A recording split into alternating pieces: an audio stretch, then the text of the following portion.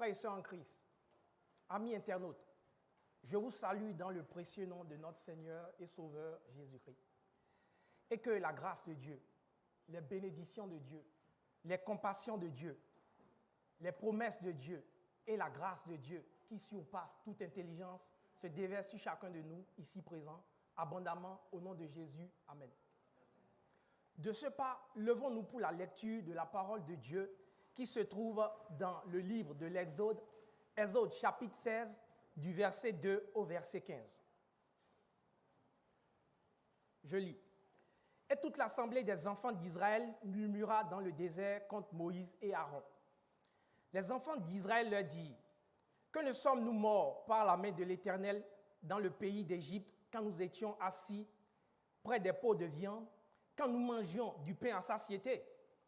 Car vous avez mené dans ce désert pour faire mourir de faim toute cette multitude. » L'Éternel dit à Moïse, « Voici, je ferai pleuvoir pour vous du pain du haut des cieux.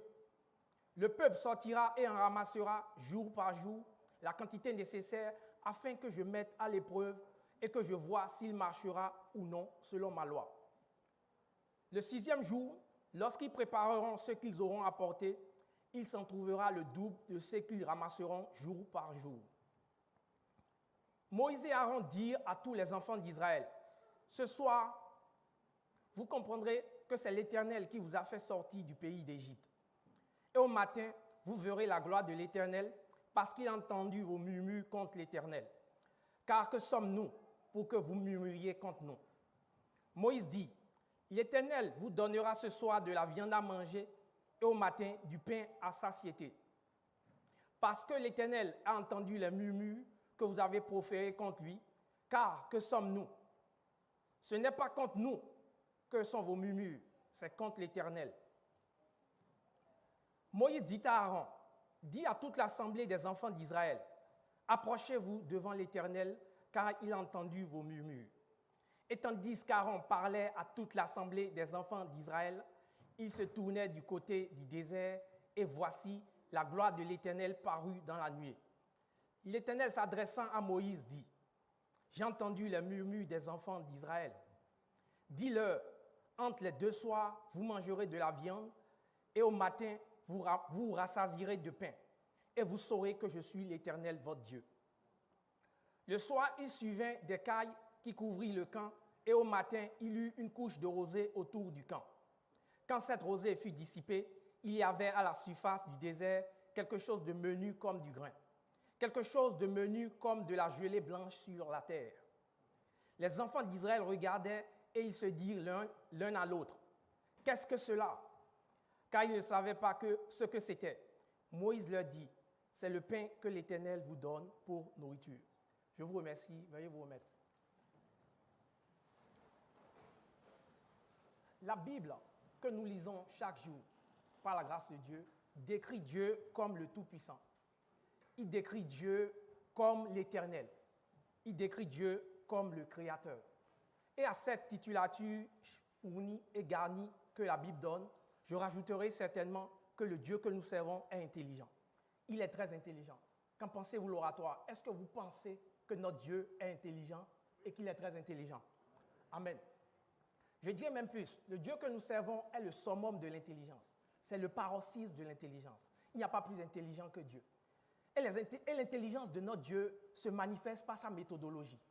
Quand on lit le livre de Genèse, chapitre 1er, Genèse chapitre 2, la manière dont Dieu a créé l'univers, de manière minutieuse, notre Dieu est méthodique. Les méthodologies que Dieu nous enseigne dans l'Ancien Testament et dans le Nouveau Testament sont utilisées dans la science. En mathématiques, on utilise les méthodes de Dieu. En physique, on utilise les méthodes de Dieu. En biologie, on utilise les méthodes de Dieu. Et il y a une méthode de Dieu qui nous intéresse aujourd'hui. C'est la réduction de problèmes. C'est une méthode qui consiste à simplifier un système complexe, un système vaste, en un système plus réduit, dans le but de comprendre ce système, dans le but d'étudier ce système, dans le but de solutionner tout problème dans ce système. C'est-à-dire, toute solution qu'on aurait trouvée dans le modèle, on peut le répercuter sur le système grandeur nature. Le système qui nous est proposé en cette journée, c'est l'univers. Et l'univers que Dieu a créé se compose de Dieu, se compose des anges, se compose des personnes âgées, se compose des hommes, se compose des femmes, se compose des enfants. L'univers dans lequel nous vivons se compose aussi des animaux. Et ces êtres que je viens de citer qui sont dans l'univers interagissent les uns avec les autres, de manière positive ou de manière négative. Et dans cet univers où nous sommes, parce que nous vivons dans l'univers, et permettez-moi en cette journée de dimanche de porter l'attention sur les hommes que nous sommes. Car nous sommes humains et ce qui est humain ne nous est pas étranger. Il serait de bon ton qu'on se penche sur les humains que nous sommes. En tant qu'humains, dans ce monde où nous vivons, nous avons des préoccupations, nous avons des inquiétudes, nous avons des questions. Qu'allons-nous manger quand le culte sera terminé? Pourrais-je payer ma voiture cette année? Pourrais-je payer ma maison cette année? Aurais-je mon diplôme cette année? Autant de questions que nous nous posons dans l'univers où nous vivons. Et à ces questions, nous n'avons pas parfois de réponse. Compte tenu de l'immensité de l'univers, de la grandeur de l'univers, on n'arrive pas à répondre à de telles questions. Ou du moins, même les réponses que nous obtenons, il n'y a pas une grande certitude à ces réponses. C'est dans un tel contexte qu'un modèle est utile. C'est-à-dire, pour répondre à ces questions, si on pouvait trouver un modèle réduit de l'univers, un modèle dans lequel on peut faire des expérimentations, un modèle qu'on peut étudier dans le but éventuellement d'avoir des réponses à nos questions. Et le test que nous avons en cette journée, le test de l'Exode 16, du verset 2 au verset 15, un modèle réduit de l'univers. Pour pouvoir vous amener à la conviction que le test que nous lisons est un modèle réduit de l'univers, je vais considérer 3 aspects de l'univers que j'ai déjà mentionnés. Le premier aspect de l'univers que j'ai mentionné dans ma définition de l'univers, c'est que l'univers se compose des êtres. J'ai parlé des hommes, j'ai parlé des femmes, j'ai parlé des enfants, j'ai parlé des personnes âgées. Dans le texte que nous venons de lire, le texte de l'Exode, du verset 2, le chapitre 16, du verset 2 au verset 15, nous voyons mentionner des hommes. Nous voyons au verset 2, au verset 3, on parle du peuple d'Israël. Et quand on parle du peuple d'Israël dans ce contexte, ça se compose d'hommes, ça se compose de femmes, ça se compose de personnes âgées, ça se compose d'enfants. Dans le texte que nous venons de lire, nous voyons aussi mentionner des animaux. Au verset 13, on parle de cailles, des animaux. Et c'est des oiseaux, bons voiliers. Ils sont un peu plus petits que des poulets. Dans certaines régions du monde, on les consomme. Les œufs aussi de cette volaille sont consommés. Dans le texte que nous venons de voir, nous voyons aussi mentionner un ange. Nous l'avons lu ensemble et ça ne paraît pas évident, mais quand on parle de la gloire de Dieu se manifeste dans la nuée, il s'agit d'un ange. Pour vous en rendre compte, vous pouvez lire Exode 14, du verset 19 au verset 20. Vous allez voir en fait que dans la nuée, il y a un ange de Dieu. Et même dans les chapitres subséquents d'Exode, vous allez voir en fait qu'il s'agit d'un ange qui se trouve dans la nuée. Auquel cas, la nuée qui symbolise la présence de Dieu, c'est la théophanie, une manifestation de la présence de Dieu. Nous venons de voir que dans le test que nous avons la présence d'anges. Le dernier être que nous voyons apparaître dans ce test, c'est Dieu lui-même. On le voit à partir du verset 4. Donc, le premier aspect de l'univers que j'ai mentionné, c'est-à-dire les êtres que nous voyons dans l'univers, se trouve dans ce test. Le premier aspect de l'univers se trouve dans ce test. Nous avançons vers le deuxième aspect de l'univers. J'ai parlé du fait que dans l'univers où nous vivons, nous interagissons les uns avec les autres. Et ces interactions sont positives ou négatives. Nous allons nous pencher sur les interactions négatives. Dans ce texte, il y a des interactions négatives. On le voit à partir du verset 2. On parle des murmures des enfants d'Israël. J'aimerais ouvrir une parenthèse ici, compte tenu du fait que le mot murmure apparaît souvent dans cette péricope que nous avons lue. Ça apparaît plus de 3 fois au moins dans cette péricope. En tant que chrétiens et chrétiennes, nous n'avons pas besoin de murmurer. Nous n'avons pas besoin de murmurer contre Dieu. Nous n'avons pas besoin de murmurer non plus contre le frère, contre la sœur. Nous n'avons pas besoin de murmurer contre Dieu, car par Jésus, nous avons un accès direct à Dieu. Murmurer, c'est parler en cachette, parler à voix basse, adresser des plaintes et des complaintes. On n'a pas besoin de le faire, car nous sommes connectés à Dieu. Nous avons accès à Dieu. Donc, chrétiens et chrétiennes, le conseil que je nous donne en cette journée, c'est de ne plus murmurer. Ne murmurons pas contre Dieu, car Dieu est partout, il voit tout. Ne murmurons pas non plus contre le frère et la sœur, car Dieu nous appelle à l'amour. Et selon une définition de l'amour, l'amour pardonne, l'amour excuse, l'amour comprend, L'amour supporte. Se basant sur cet appel, sur cette vocation qu'il y a sur notre vie, nous n'avons pas besoin de murmurer contre le frère, nous n'avons pas besoin de murmurer contre la sœur. Ce que nous pouvons faire, il y a une certaine incompréhension dans nos échanges, nous pouvons certainement nous approcher du frère ou de la sœur et parler avec le Saint-Esprit, parler avec douceur. On pourrait arranger des problèmes de la sorte. Si vous le permettez, on va revenir à nos moutons. J'ai parlé du fait que dans ce test, le test que nous avons devant nous, un modèle réduit de l'univers. Et pour pouvoir parvenir à cela, j'ai parlé du fait que j'ai présenté un premier aspect de l'univers, qui sont les êtres. On l'a vu dans ce test. On parlait du deuxième aspect de l'univers, c'est-à-dire les interactions négatives. Et j'ai parlé du murmure. Dans ce test aussi, nous voyons au verset 3 de ce test le mensonge. Les enfants d'Israël ont murmuré et ils sont allés plus loin dans leur outrecuidance, ils ont menti. Ils ont menti à l'effet qu'ils ont dit qu'ils étaient assis en Égypte auprès de pots de viande. Ce n'est pas vrai. Quand ils étaient en Égypte, ils ne mangeaient pas de la viande. Ils ne mangeaient pas non plus à satiété. Ça, c'est un mensonge.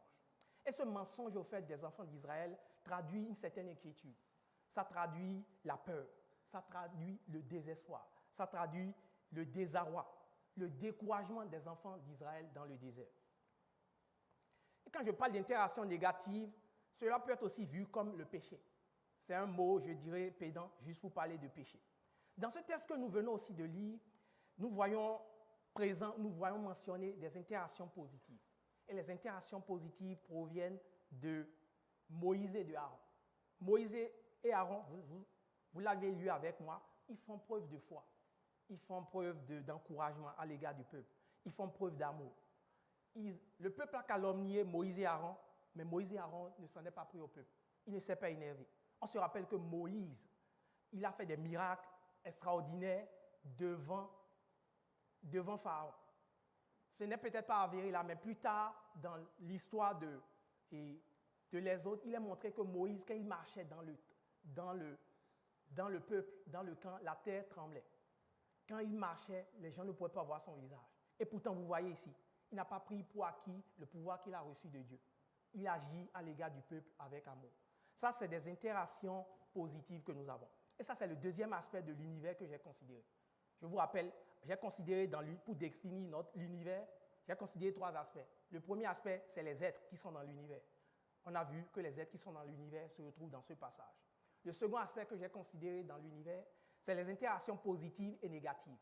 On voit que dans ce texte, nous avons des interactions positives, nous avons des interactions négatives. Le troisième aspect de l'univers que j'ai présenté, c'est le questionnement.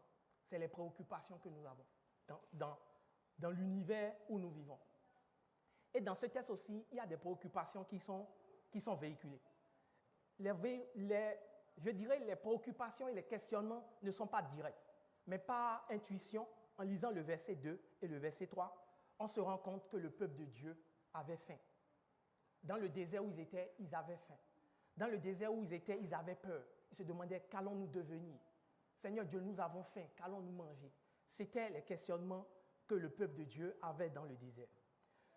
Ces 3 aspects complétés, le texte que nous avons est un modèle parfait de l'univers. Le but du modèle, c'est d'expérimenter dans un espace réduit, dans un environnement contrôlé, de telle manière que toute solution qu'on trouve dans le modèle, on peut l'appliquer dans le système grandeur nature. Je rappelle, le problème que les enfants d'Israël avaient, c'était un problème de faim. La préoccupation qu'ils avaient ou le questionnement qu'ils avaient, c'était qu'allons-nous devenir? Parce que qui ne mange pas, qui ne boit pas, comment va-t-il survivre? C'est aussi que c'est quasiment la mort qui s'en vient. Dans un pays aride, dans le désert où il n'y a pas d'arbres, il n'y a pas de plantes, il n'y a rien, il n'y a pas d'eau. Donc vous comprenez la précarité dans laquelle les enfants d'Israël sont et pourquoi ils crient. Le but du modèle, je le répète, c'est de trouver une solution qu'on peut utiliser dans la vie que nous vivons, dans l'univers où nous vivons. Toute solution qu'on aurait trouvée dans ce modèle, si c'est avéré, si ça solutionne le problème, on peut l'utiliser dans la vie. Et je pense que ce test, puisque c'est un modèle parfait, ça nous donne une réponse au problème des enfants d'Israël. Qu'allons-nous manger? Qu'allons-nous devenir? La réponse est donnée. La réponse ou la solution à ce problème est donnée dans le verset 4. Je le lis pour vous. Les enfants d'Israël ont dit, nous avons faim. Qu'allons-nous devenir? C'est la question que les enfants d'Israël ont dans leur tête. C'est ce qu'ils ont posé. C'est pour ça qu'ils ont murmuré contre Moïse et Aaron. Et Dieu répond. L'Éternel dit à Moïse, voici, je ferai pleuvoir pour vous du pain, du haut des cieux. Le peuple sortira et ramassera, jour par jour, la quantité nécessaire afin que je le mette à l'épreuve et que je vois s'il marchera ou non selon ma loi.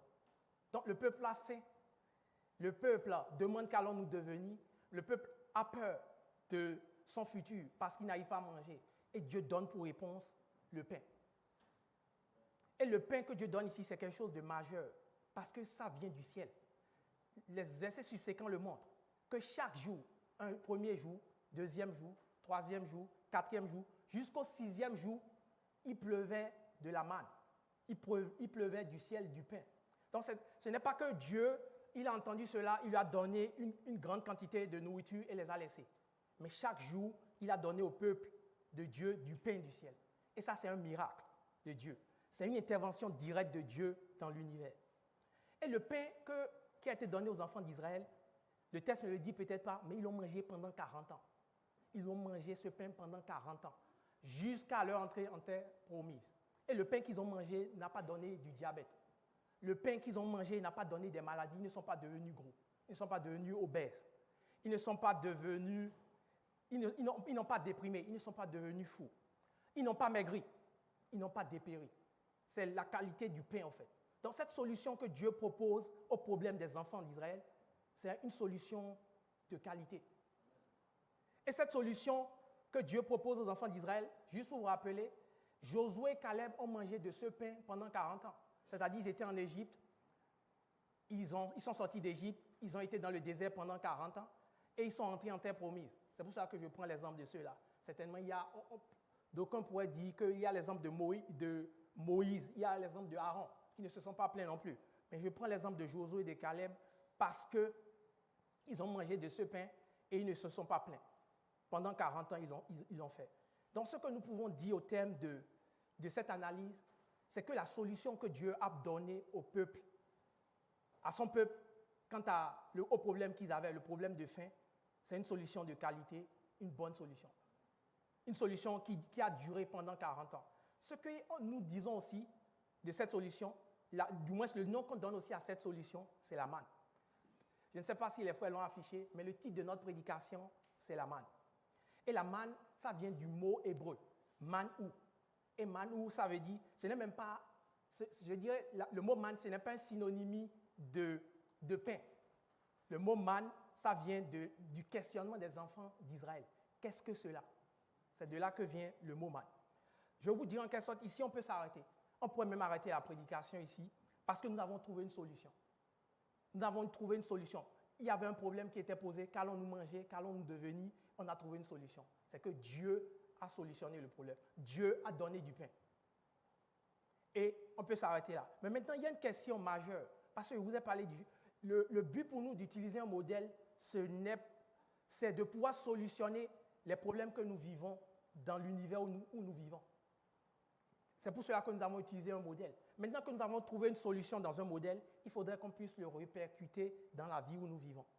Et pour pouvoir répercuter cette solution que nous avons trouvée dans la vie où nous vivons, nous allons lire ensemble Jean 6, à partir du verset 31. La solution que Dieu donne au peuple d'Israël quant à la fin, quant à leur futur, c'est la manne.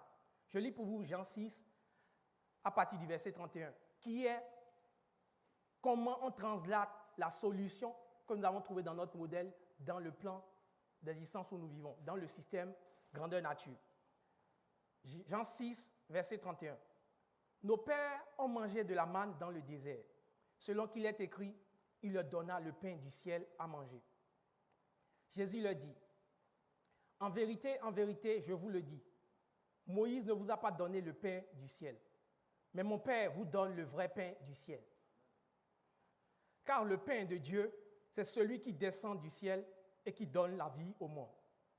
Il lui dit, Seigneur, donne-nous toujours ce pain. Jésus leur dit, je suis le pain de vie. Celui qui vient à moi n'aura jamais faim, et celui qui croit en moi n'aura jamais soif. voici comment on fait la translation de la solution que nous avons trouvée dans notre modèle au plan d'existence où nous vivons. La manne répond aux problèmes des enfants d'Israël. Elle répond aux interrogations des enfants d'Israël. Et la manne, pour nous, c'est Jésus, au fait, qui est le pain de vie.